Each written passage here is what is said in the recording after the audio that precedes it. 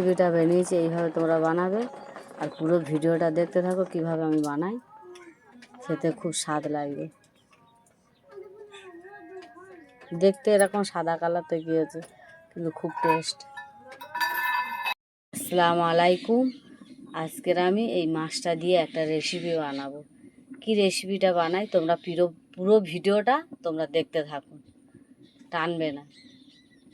এই মাছের রেসিপিটা আমি কি বানাই, পুকুরের টাটকা জ্যান্ত মাছ দিয়ে আজকে রেসিপিটা বানাবো। মাছটা প্রচুর লাফালাফি করছে, জ্যান্ত মাছ তো।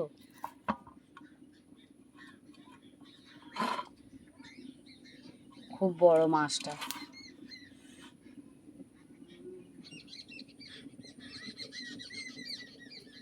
মাছটার ওজন হবে 400-500 ওজন।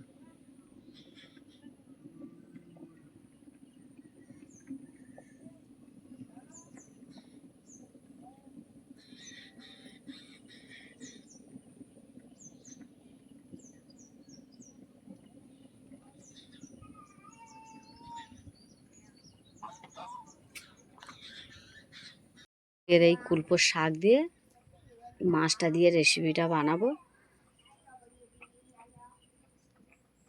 তোমরা পুরো ভিডিওটা দেখতে থাকো কিভাবে আমি বানাই। প্রথমে কুলপোর শাকটাকে আমি ভালো করে পরিষ্কার করে খুঁটে নিয়ে বেছে কুটে নিয়ে নেই, তারপরে রেসিপিটা বানাচ্ছি। মাছে দিয়ে দেবো লবণ, দিয়ে দেবো হলুদের গুঁড়ো, তাই তেল দিয়ে দিয়েছি, তা গরম হয়ে গেছে। দিয়ে দেবো মাছ,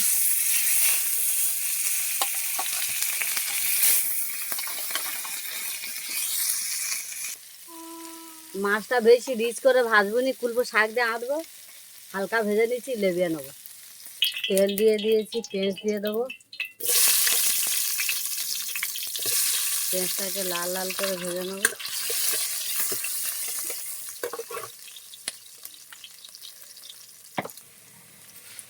দিয়ে দেবো শাক,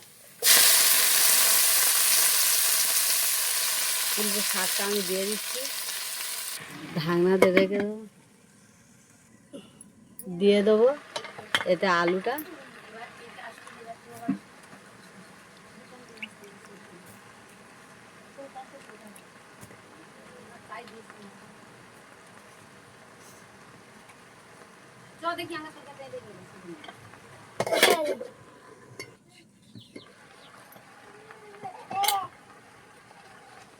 দিয়ে দেবো লঙ্কার গুঁড়ো, পরিমাণ মতন হলুদ দিয়ে দেবো,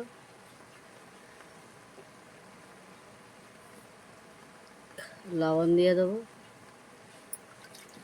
এটাকে ভালো করে কষে নেব। ঢাকনা দিয়ে দেবো, দিয়ে দেবো এতে জিরে সর্ষেটা দিয়ে ভালো করে আমি নেড়ে নেবো।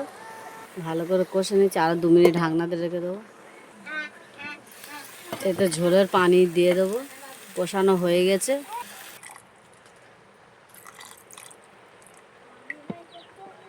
একটু নেড়ে দেবো।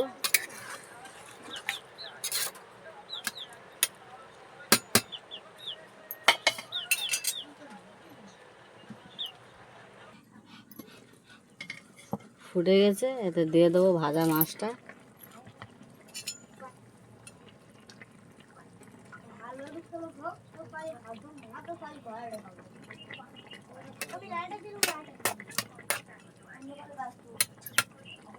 ঢাকনা দিয়ে রেখে দেবো। এখন 5 মিনিট এটা ফুটে গেলে লেবিয়ে নেবো। আমার রেসিপিটা কমপ্লিট, এবার আমি লেবিয়ে নেব। আমার রেসিপিটা কমপ্লিট। এইভাবে তোমরা বাড়ি থেকে বানিয়ে ট্রাই করে দেখবে, খুব ভালো লাগবে খেতে।